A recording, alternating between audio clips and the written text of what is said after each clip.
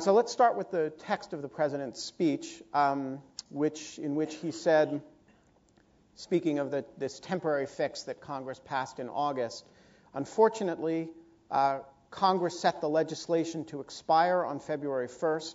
That means if you don't act by Friday, our ability to track terrorist threats would be weakened and our citizens will be in greater danger.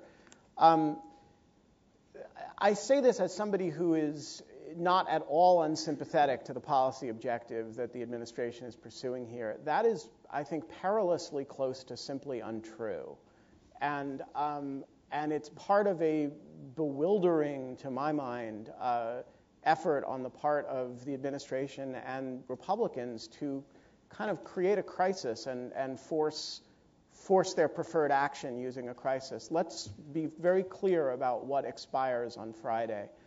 The Protect America Act, which is this temporary fix, gives the Director of National Intelligence and the Attorney General the authority to enter orders for warrantless surveillance of targets reasonably believed to be overseas. That is, to identify categories of surveillance targets, as long as they're overseas or we reasonably think they are, that are kind of outside of FISA, which normally requires going to the FISA court and getting a warrant.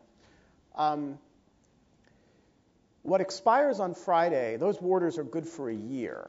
And so what expires on Friday is the authority to issue new orders, which means that if on Thursday orders are entered, at least as I read the statute, and I think the statute is quite clear, actually, if on Thursday they enter a series of orders, those orders should cover them for the duration of the Bush administration.